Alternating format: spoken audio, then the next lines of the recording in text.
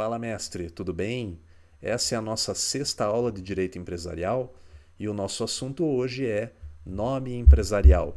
Como sempre, começo com uma definição de nome empresarial, faço um breve histórico do Instituto, abordo, claro, os tipos de nome empresarial, firma ou razão social e a denominação, falo dos princípios do nome empresarial e falo ainda sobre marca e título de estabelecimento. Antes da nossa aula, pergunto: você já se inscreveu aqui no nosso canal?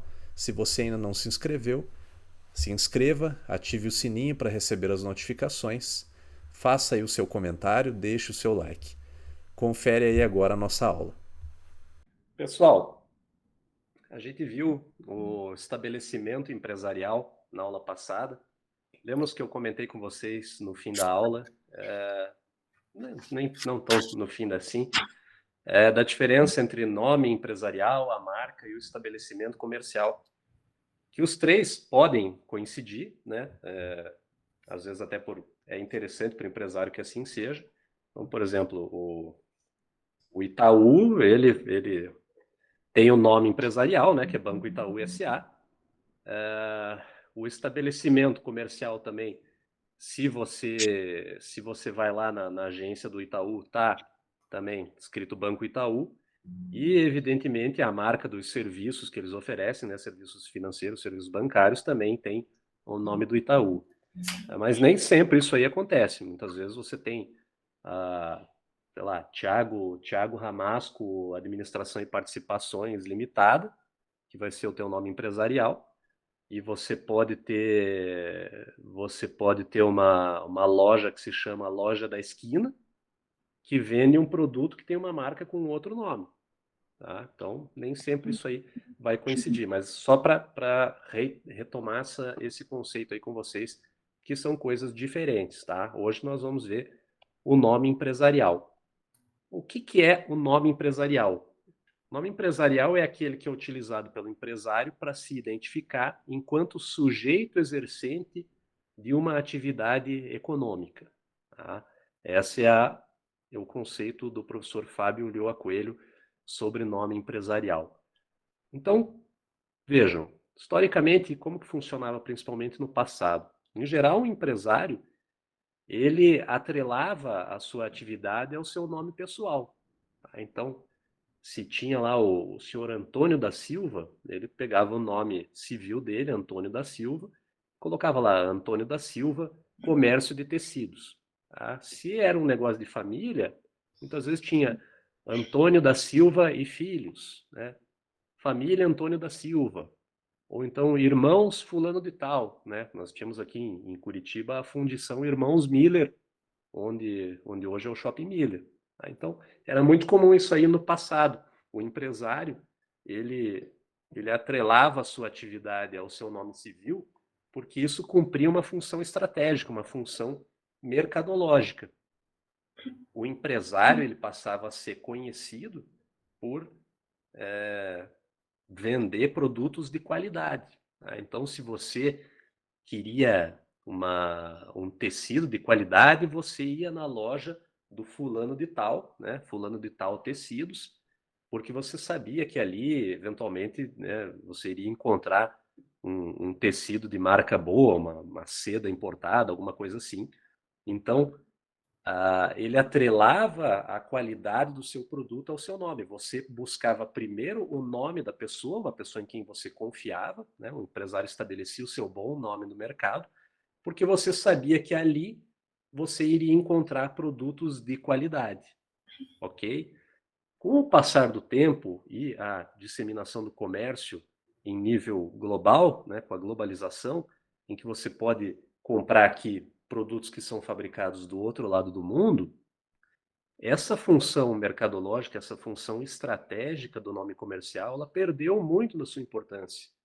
Então, hoje, as pessoas acabam mais ligando a marca à qualidade do produto, tá? Então, você vai procurar comprar um telefone da Apple, independente de quem seja a pessoa que vai te vender, tá? Porque você atrelou o nome Apple, né, a um produto de qualidade, a um produto que goza até de um certo status no mercado. E isso aí também, a publicidade cumpriu uma função importantíssima. Então, hoje você não vai mais na loja do Antônio da Silva Tecidos porque você sabe que você encontra lá uma seda da marca X. Você você procurando, você primeiro procura a seda da marca XYZ, e aí quem vai te vender isso aí acaba sendo secundário, certo? Hoje, o nome empresarial, em verdade, ele tem ainda uma função que seria do proteger o nome do empresário perante os seus fornecedores e perante outros empresários, prestadores de serviço, financiadores, por exemplo. Então, vejam o seguinte, junto ao mercado consumidor, o nome do empresário acaba sendo secundário, como eu falei para vocês. Porém, quando ele vai efetuar negócios com outros empresários, vai comprar insumos para o seu comércio, ou ele vai fazer um empréstimo no banco, aí, ao contrário, vai se dar mais importância ao bom nome dele, se ele é um bom pagador, se ele tem um bom histórico de cumprir com os seus contratos, se ele tem um bom histórico de pagar as suas dívidas. Para outros empresários, então, o nome empresarial ele acaba valendo mais, ok? Então, o direito empresarial ele ainda confere essa proteção jurídica ao nome empresarial, ok? Porque concedendo essa proteção jurídica, ele vai estar protegendo a reputação do empresário perante outros empresários. E como que funciona? Algumas teses para essa proteção jurídica foram criadas. A primeira dessas teses era que identificava o nome empresarial como um direito pessoal, certo? O nome empresarial nada mais seria do que uma extensão da personalidade da pessoa. Como o nosso direito civil garante, né, os direitos da personalidade, o direito ao nome, o nome empresarial que o empresário utiliza, ele era uma extensão dessa personalidade. E se os direitos de personalidade eles são inalienáveis e impenhoráveis, o nome empresarial, por extensão, também seria. Tá? Quem advogou muito tempo essa tese foi Pontes de Miranda. Ele que desenvolveu essa tese aí do nome empresarial como um direito pessoal. Em contraposição a essa tese do Pontes de Miranda, existe também a tese do direito do nome empresarial como um direito patrimonial, certo? Então, ao contrário, ele seria autônomo e ele seria alienável, penhorável e livremente disponível por parte do empresário. Essa tese aí foi defendida também por grandes nomes do direito, entre eles Clovis Bevilacqua, ok? E existe ainda uma terceira tese, que seria uma tese que tenta conciliar as duas anteriores, que seria a do nome comercial subjetivo e objetivo. Então, ao mesmo tempo em que o nome empresarial ele é um atributo da personalidade do empresário, ele também constitui um elemento de identificação da atividade daquela mesma pessoa, certo? Então, esse atributo de personalidade seria a feição subjetiva do nome, e o elemento de identificação da atividade seria a feição objetiva. Tá? Então, essa é uma tese conciliadora. O nosso Código Civil, se você for fazer uma leitura sistemática aí do artigo 16 com o artigo 1164, você vai chegar à conclusão de que o Código Civil adotou a tese do direito pessoal. Tá? Então, o 1164 vai dizer que o nome empresarial ele não pode ser objeto de alienação. E o 16 fala que toda pessoa tem direito ao nome, nele compreendidos o prenome e o sobrenome. Então, pela conjugação desses dois artigos, a gente pode perceber que o nosso direito civil, nosso Código Civil, ele adotou a tese subjetiva. Então, para nós, o nome empresarial, ele é tido como uma extensão do nome. Isso acaba gerando aí diversos problemas. Por quê? Porque na prática, muitas vezes, né, as pessoas querem pagar para usar um nome empresarial. Muitas vezes um nome empresarial ele goza de uma boa reputação no mercado e outras pessoas querem pagar para utilizar aquilo. Tá? Sem prejuízo disso, o nosso direito, em princípio, não permite esse tipo de negociação, tá? Por essas vedações aí do Código Civil. Mas, na prática, o que a gente vê acontecer é outra, tá? É outra situação. Isso gera um ambiente aí de bastante instabilidade jurídica. Tá? Mas, enfim, na teoria, nós adotamos a tese do direito subjetivo. A firma ou razão social, como que funciona? Quanto à estrutura, esse tipo de nome empresarial, essa espécie de nome empresarial. Essa espécie de nome empresarial, ela se forma pelo nome civil do empresário individual ou de um sócio de sociedade empresária. Tá? Então, por exemplo, Antônio Gonçalves Açougue. Né? Você pega o Antônio Gonçalves ali, empresário individual, ele pega o seu nome e, se ele quiser, ele pode agregar o ramo de atividade ou não. Tá? Isso aí é optativo. Ou ele pode também abreviar o nome. Tá? Então, o nome civil ele pode ser utilizado de forma completa ou ele pode ser utilizado de forma abreviada. Então, A. Gonçalves Carnes. Assim que funciona. Então, nome completo ou abreviado, acompanhado ou não do ramo de atividade. Se tratar de uma pessoa jurídica, uma sociedade empresária, então vamos dizer que o Antônio Gonçalves tenha contratado uma sociedade com Roberto Mourão. Tá? Eles podem colocar o nome civil do sócio ou dos sócios, tá? De forma completa ou abreviada. Tá? Então, por exemplo, Gonçalves e Mourão Limitado, acompanhado ou não do ramo de atividade.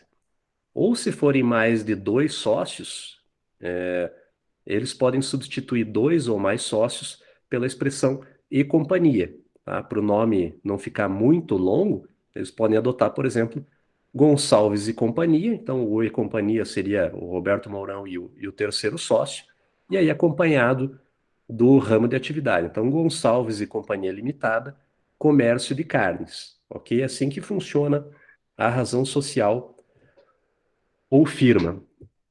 A firma, ela tem uma outra função ainda, que seria a de ser a assinatura do empresário. Tá? Então, antigamente era muito comum, por exemplo, o empresário ele ter dois tipos de assinatura, a chamada dupla assinatura. Quando ele ia assinar os seus atos da vida civil, os seus atos particulares, ele assinava ali, por exemplo, Antônio Gonçalves, tá? A assinatura normal dele. Quando ele ia assinar como empresário, ele colocava A. Gonçalves Comércio de Carnes, assinava daquela forma. Tá? Então, isso é uma função que só a firma ou razão social ela tem até os dias atuais. Tá? Porém, essa questão da dupla assinatura do empresário ter dois tipos de assinatura, um para os seus atos da vida civil e outro para o seu ato como empresário, caiu em total desuso. Tá? Hoje em dia, ainda aquelas sociedades que adotam a firma como seu nome empresarial, o empresário ele acaba assinando ali o seu nome também para os atos da vida comercial dele. Tá? Então, ele continua assinando o nome da mesma forma que ele vai, por exemplo, preencher um cheque ali para pagar o seu restaurante, assim, algum ato da sua vida civil. Como que você faz, então, para você identificar quando que se trata ali da firma ou da assinatura do empresário? Você tem que pegar o contrato social daquela sociedade empresária e você vai no final desse contrato social do ato constitutivo e vai ter uma cláusula ali, firmas por quem de direito. E aí vai ter o nome dos sócios que estão autorizados a assinar em nome da sociedade empresária. Tá? Então, ali daí você vai ter as firmas, quem pode assinar, obrigando aquela sociedade empresária. Como eu falei, isso aí é uma função que apenas a firma ou razão social cumpre. A denominação, você não tem esse tipo de função. Ok? Outra espécie de nome empresarial é a denominação. Como que funciona a denominação quanto à estrutura? Tá? A denominação ela pode adotar qualquer forma, qualquer expressão linguística, seja nome civil, tá, de sócio, ou um elemento fantasia. Tá? Então, um elemento fantasia seria qualquer nome aí que você queira dar para a tua sociedade empresária. Então, por exemplo, no caso de uma limitada, né, pegando 3 sócios aí, você pode colocar Gonçalves, Mourão e Fonseca Limitada. Nesse caso, você adotou o nome civil dos sócios de forma abreviada, né? Você pegou só o sobrenome e você acresceu ali o tipo societário. Isso aí também pode ser ou não acompanhado do ramo de atividade da sociedade. Então, por exemplo, Gonçalves, Mourão e Fonseca, comércio de artigos eletrônicos, tá? Fica a critério dos sócios se vão acrescer a atividade ou não. Nesse caso aí, então, adotou o nome civil. Ou então, você pode adotar um elemento fantasia, por exemplo, Açougue Ceará Limitado, tá? Digamos, o proprietário ali veio do Ceará, ele quis fazer uma homenagem ao seu estado de origem e ele colocou o nome do estado, Ceará. Tá? Pode falar. Então, a denominação, qualquer expressão linguística, nome ou elemento fantasia. No caso do açougue Ceará Limitado, é uma sociedade limitada, né, que os sócios, um sócio ou sócios, resolveram fazer aí uma homenagem e criaram esse elemento fantasia. Isso aí tá ligado ao nome civil de algum deles? Não, eles escolheram. Poderia ser Açougue Paraíso, por exemplo, qualquer nome que você queira dar, tá? Então, é o elemento fantasia.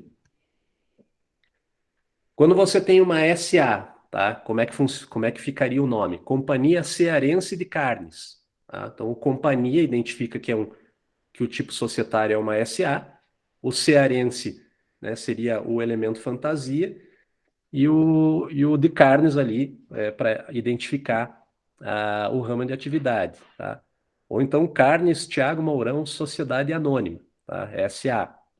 Ou, se você quiser ainda, GMF, você pega as iniciais de cada um dos sócios ali, né, dos sobrenomes, Gonçalves, Mourão e Fonseca, e coloca GMF Carnes SA, ok? Então vejam o seguinte, quando você tem uma S, como que você faz para pegar uma sociedade e você identificar se o nome empresarial dela é uma firma, uma razão social, ou se é uma denominação? Tá? Então, no caso da SA, é fácil. Você sabe que a SA, como eu falei para vocês, ela só pode adotar a denominação, ok? No caso da limitada, né, ou no caso do empresário individual também, se você tem Antônio Gonçalves comércio de qualquer coisa, e ele é um empresário individual, você sabe também que é uma firma ou uma razão social, porque empresário individual só pode adotar esse tipo de nome empresarial.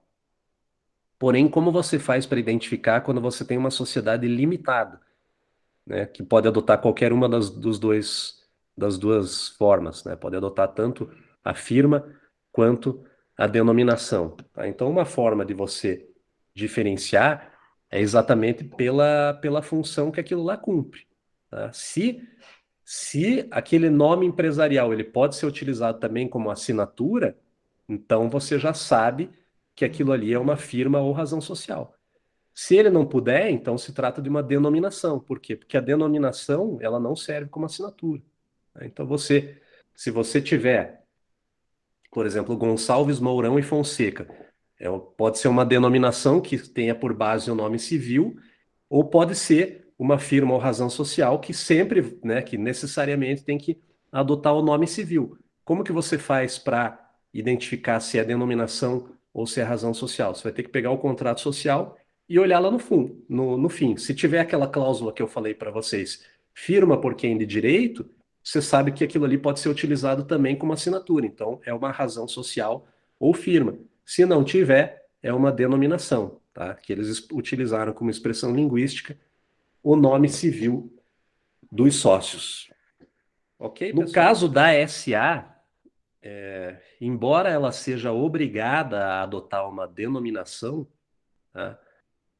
Você pode, em determinados casos, colocar, né, a denominação ela pode adotar tanto uma expressão fantasia, né, como no caso ali da Companhia Cearense de Carnes, como um nome de sócio, tá? Porém, tem que ser um sócio que ele tenha participado da fundação ou concorrido de qualquer forma para o sucesso daquela empresa, tá? Então, em princípio, não é qualquer sócio de uma sociedade anônima que pode dar o seu nome para aquela SA, tá? Tem que ser um sócio que ou tenha participado da fundação ou que tenha concorrido aí para o grande sucesso daquela empresa, tá?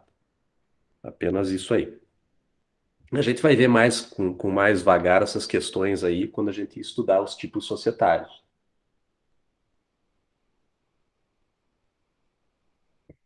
Formação e a proteção do nome empresarial. Então, o nome empresarial, ele está sujeito a dois princípios, tá? O princípio da veracidade e o princípio da novidade. Então, pelo princípio da veracidade, você proíbe que um nome veicule uma informação falsa, ok? Então, o princípio da veracidade, ele proíbe que aquele nome empresarial, ele veicule uma informação falsa. E pelo princípio da novidade, você impede que outro empresário adote um nome igual ou semelhante, tá? Então, a partir do momento em que eu, empresário individual, registre, ou que eu, sociedade empresária, arquive esse meu contrato social, né, esse meu ato constitutivo na junta comercial, contendo o meu nome empresarial, eu tenho prioridade, eu tenho exclusividade na utilização daquele nome. E eu posso impedir que outros empresários, outras sociedades empresárias, adotem um nome igual ou semelhante ao meu, tá? Então, qual que é o objetivo desses dois princípios aí, aos quais o nome empresarial estão sujeitos? Primeiro é você coibir a concorrência, tá? Então, você evitar a concorrência desleal, você evitar que outras pessoas queiram se aproveitar do bom nome que você construiu no mercado para angariar eventualmente clientela, e você preservar a reputação daquele empresário que goza de um bom nome no mercado, tá? Então imagine se no caso ali da nossa companhia cearense de carnes ou do Antônio Gonçalves Comércio de Carnes, se o direito permitisse, né, e ele tem um bom nome no mercado, vamos imaginar, se o direito permitisse que de repente uma pessoa mal intencionada pudesse registrar também a sociedade empresária Antônio Gonçalves Comércio de Carnes e começasse a angariar a clientela dele, ou então começasse a dar calote em todo mundo, né? Não pagar suas dívidas e isso acabasse respingando ali no nome do empresário que mantém ali um bom relacionamento com o mercado, tá? Então, por isso que o direito ele estabelece esses dois princípios. Como que funciona o princípio da veracidade? Tá? Então, pelo princípio da veracidade, uma sociedade limitada, tá? Uma sociedade empresária constituída sob a forma de sociedade limitada, que adote o nome de um dos sócios no seu nome empresarial, tá? Então, Antônio Gonçalves Comércio de Carnes ou Antônio Gonçalves e Companhia Comércio de Carnes. A partir do momento em que existe a retirada, a expulsão ou a morte desse sócio, do Antônio Gonçalves, essa sociedade limitada, ela está obrigada a fazer a alteração daquele nome empresarial para retirar o nome daquele sócio que não consta mais no quadro societário, tá? Então, por isso que se chama princípio da veracidade. O nome empresarial, ele tem que refletir aqueles elementos que o compõem. Se você adotou o nome de um sócio que não faz mais parte da sociedade, daí você vai ter que ser obrigado a alterar o seu nome empresarial para que ele respeite o princípio da veracidade. Isso aí está no artigo 1158 e no 1165, parágrafo 2º do Código Civil, tá? A sociedade anônima, como eu falei para vocês, ela pode adotar no seu nome empresarial o nome civil de um fundador de um acionista ou de uma pessoa que concorreu para o êxito daquela empresa, daquela sociedade anônima. Tá? Então, vejam, no caso da sociedade anônima, o princípio da veracidade ele é um pouco mitigado.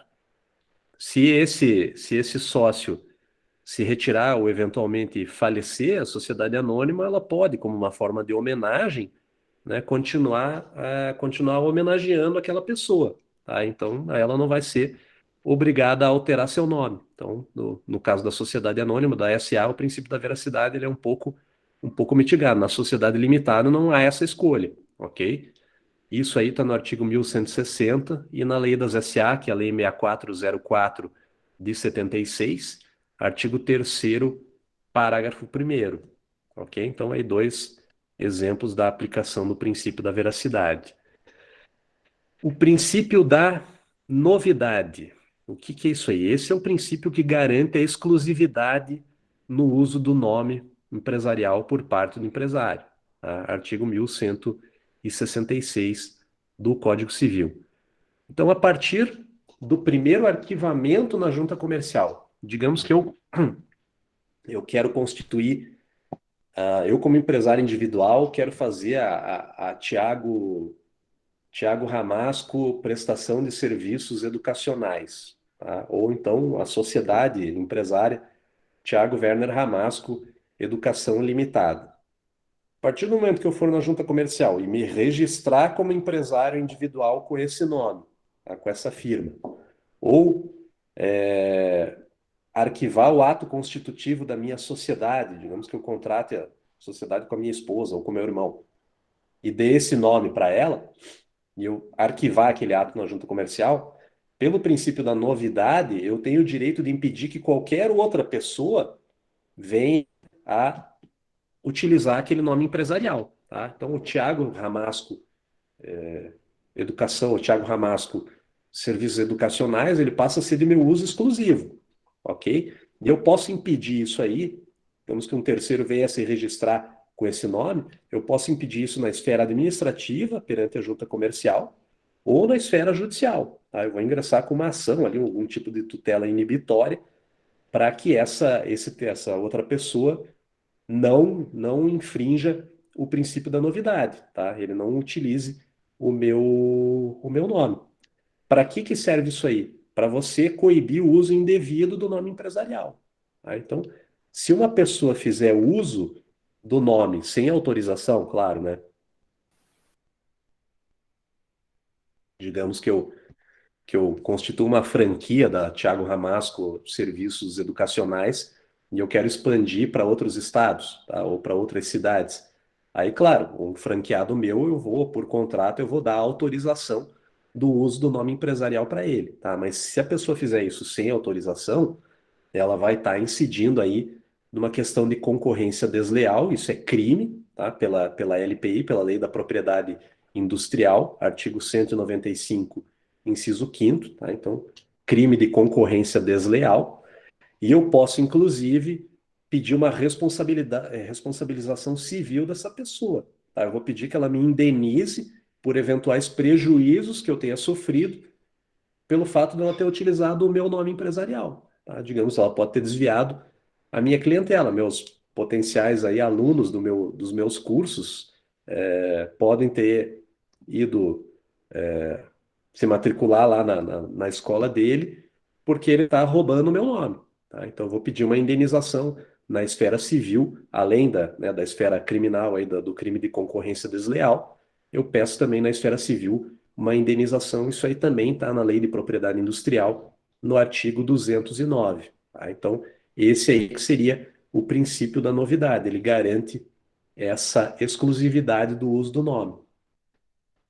A diferença entre nome empresarial e marca, tá? Como eu falei para vocês, o nome empresarial e a marca, eles se distinguem aí em função de quatro circunstâncias. A primeira delas seria em razão do órgão registrário, tá?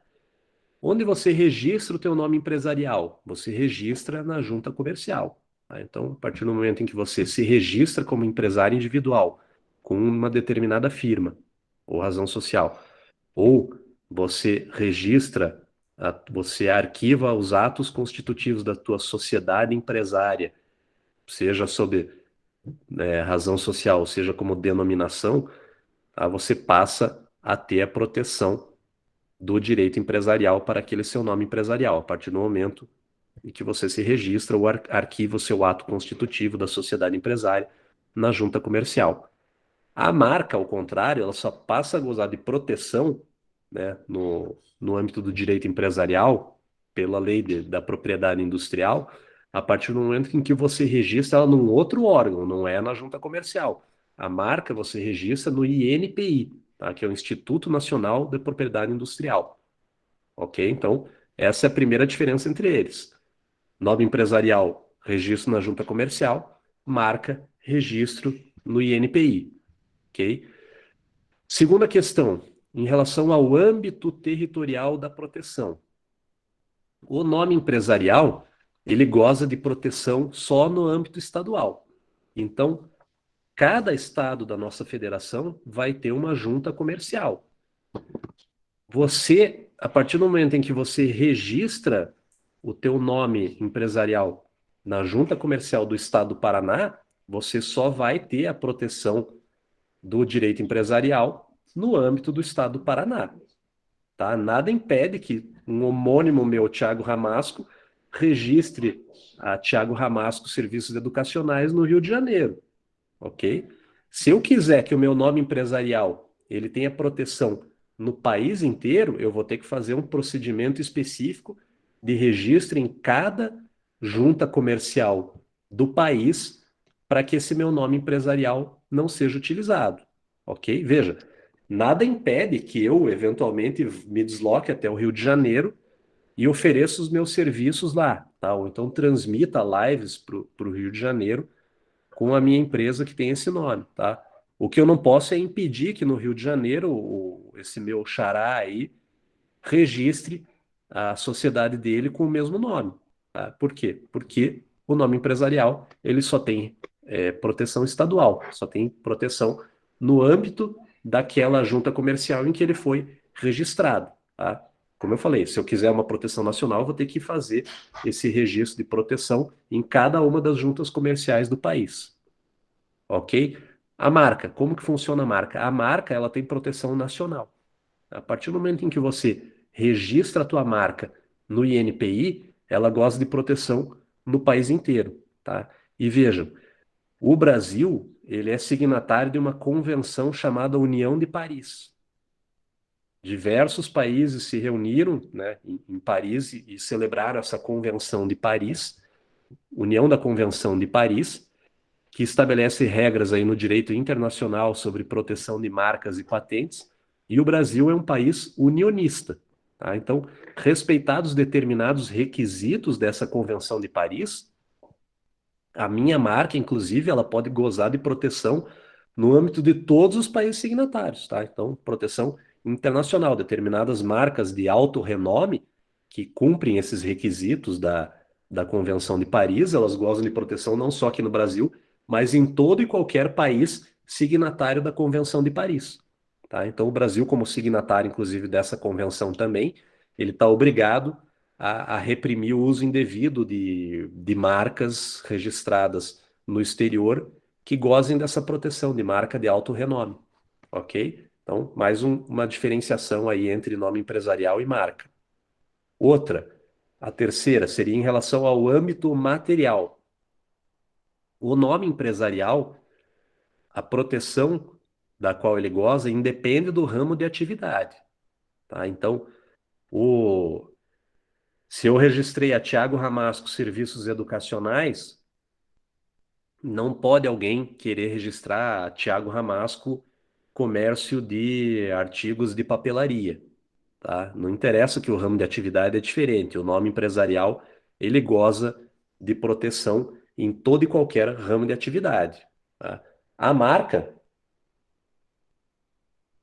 ao contrário, ela tem a sua proteção restrita àquele segmento, àquela atividade, tá? Então, uma marca que seja registrada ali como, ah, sei lá, marca de computadores, em princípio, ela não pode impedir que alguém registre uma marca com um nome semelhante para vender outro tipo de produto, tá? Para vender um tênis, por exemplo.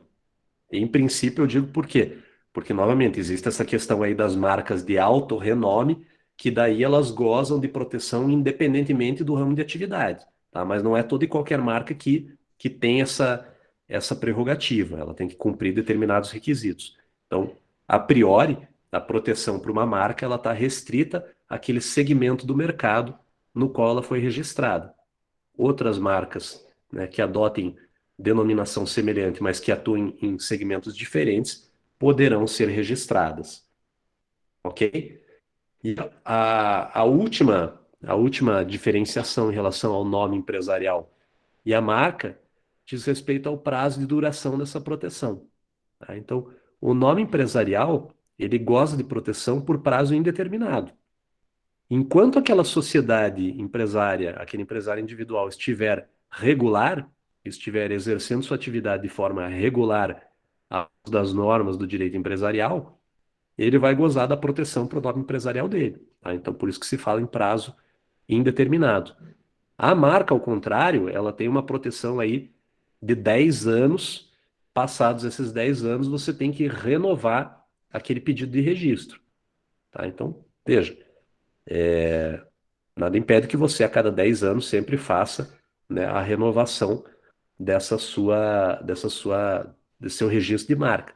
Nesse caso aí também, ela vai gozar de proteção por prazo indeterminado. Porém, se você deixar passar esses 10 anos e não requerer a renovação, cai a proteção, ok? Então, por isso que se fala 10 anos, salvo prorrogação. Vê como que funciona no caso de você ter uma colisão entre um nome empresarial, tá? Digamos, uma sociedade empresária que adote uma determinada denominação e uma marca, ou seja, um produto que adote esse mesmo nome, tá? Veja, se não tem dois empresários com o mesmo nome, isso seria fácil, tá? É só você ver quem teve o registro deferido primeiro, tá? Aquela pessoa ali vai ter a preferência e pode impedir que o segundo utilize. Porém, como que funciona quando você tem um nome empresarial? Então, por exemplo, uma pessoa registrou o nome empresarial na junta comercial, outra pessoa vai lá e registra um produto no INPI com aquele mesmo nome. Quem que tem a preferência daí? Tá? A jurisprudência, ela tem dado preferência nesses casos para a marca, ok, pessoal? Independentemente da anterioridade de registro do nome empresarial, tá? Desde que sejam do mesmo segmento, ok? Então, veja, eu até incluí para vocês ali no AVA, se vocês quiserem olhar depois, um julgado que nós tivemos no STJ em 2019, se não me engano. Um processo que tramitou durante 20 anos da Hering, tá? Da Lojas Hering e da Companhia Hering. A Lojas Hering que faz a comercialização ali dos produtos e a Companhia Hering que seria aí ligada às unidades Fabris, às fábricas da Hering. As duas foram constituídas juntas e depois de um tempo, parece que em 1952, se não me engano, elas acabaram se separando. Tá? Então a loja Hering registrou o nome Hering em 52 e a companhia Hering já tinha antes o registro da marca Hering, né? Aqueles dois peixes em formato de X. Tá? Em 99, eles entraram numa disputa judicial em relação ao uso desse nome. Tá? E o STJ entendeu, né, passados 20 anos aí que a questão chegou no STJ, o STJ deu ganho de causa para a companhia. Tá? Embora a loja tenha registrado o nome em 1952, o nome empresarial Hering, a companhia parece que já detinha o direito ao uso da marca, e o STJ deu preferência para isso. Tá? Então, é um caso bem interessante aí que foi oriundo aí do estado de Santa Catarina, que chegou até o STJ, e o STJ acabou dando preferência para a marca, tá? Independente da questão aí da anterioridade do registro. Depois, me parece até que as duas, claro, como como são empresas afins ali, né, que são do mesmo grupo financeiro, do mesmo grupo empresarial, eles acabaram fazendo um acordo pelo qual a loja Hering foi autorizada a utilizar o nome Hering, claro, tá? Mas é uma questão bem interessante. Então, a jurisprudência ela tem, nesses casos de colisão aí entre nome empresarial e marca, em geral, ela dá preferência para a marca, ainda que o nome empresarial tenha sido registrado antes da marca, desde que eles sejam do mesmo segmento, ok? E por último, a questão aí do título do estabelecimento. Então, como eu falei para vocês, nome empresarial é uma coisa, marca é outra. O nome empresarial identifica a atividade, a marca identifica o produto e o título do estabelecimento identifica o local. Então, o título do estabelecimento é aquela designação que o empresário empresta para o local em que ele desenvolve sua atividade. Então, vejam, o Banco Itaú, novamente, como eu falei, ele adota os três, tanto o título de estabelecimento, quanto o nome empresarial, quanto o produto que ele oferece, que são os serviços bancários, são o mesmo, é Banco Itaú. Tá?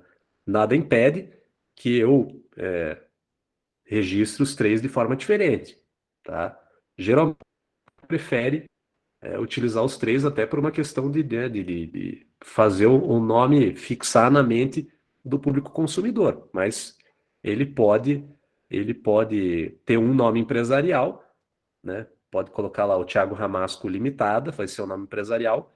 O título do estabelecimento dele vai ser a loja da esquina e o produto que ele oferece vai ter um outro nome lá, uma marca que ele queira dar. Aí no caso dos três são diferentes.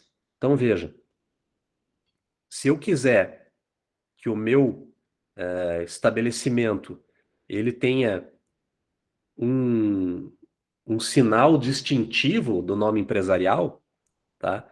Eu vou ser obrigado a registrar aquilo ali como marca também, ok?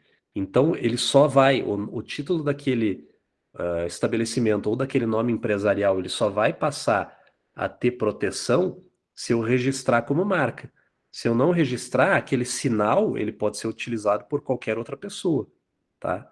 Nesse caso, para eu evitar que uma pessoa se valendo ali daquele desenho que eu utilize ou daquele sinal distintivo do meu estabelecimento comercial, eu vou ter que enquadrá-lo ali como uma questão de concorrência desleal, tá? Então vai ser à luz do direito empresarial, não vai ser das normas atinentes aí à proteção da marca. Isso aí é muito comum quando você vê em posto de gasolina, tá? Então o posto de gasolina ele opera sob uma determinada bandeira, então, do posto Ipiranga, certo? O estabelecimento comercial, empresarial nesse caso, ele vai ter determinados sinais distintivos, tá? Então ele vai olhar a cobertura do posto, ela vai ter aquela cor amarela e azul dos postos de Ipiranga. Muitas vezes depois o empresário ele ele cancela ali o contrato com a Ipiranga, mas ele continua, ele simplesmente vai lá, ele tira a marca, né? Tira aquele izinho, aquela logomarca da Ipiranga, mas ele continua usando toda a identidade visual da Ipiranga, inclusive essa cobertura aí, ela é azul, tá? Nesse caso aí, a Ipiranga, se entender que ele está desviando clientela ali, que ele está, de alguma forma, ludibriando a concorrência, né? Que uma pessoa desavisada pode entrar naquele posto imaginando que está abastecendo num posto Ipiranga, quando na verdade está abastecendo num posto de bandeira branca, vai ter que utilizar aí da questão da concorrência desleal.